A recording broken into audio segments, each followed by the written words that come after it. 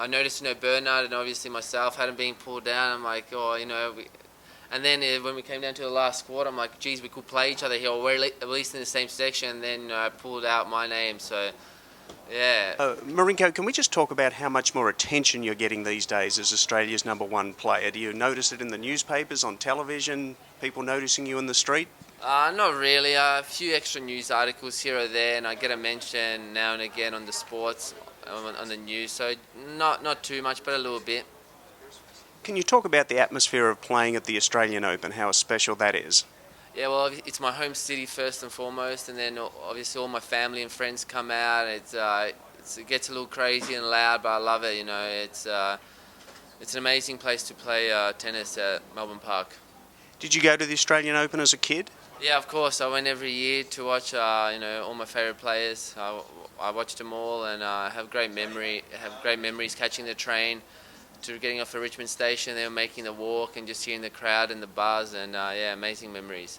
Specifically, can you recall one match that was a favourite?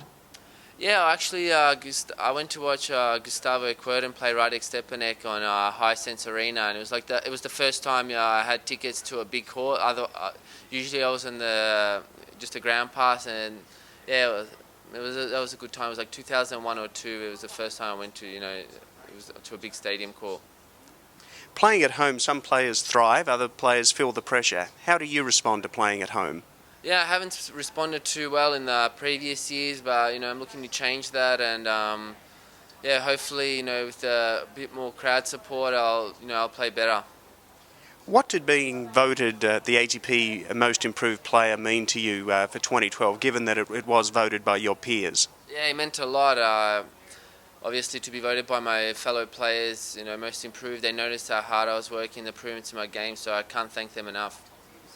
What did you work on in the off-season? Everything, everything in my game, just trying to improve every aspect and just trying to become a better player.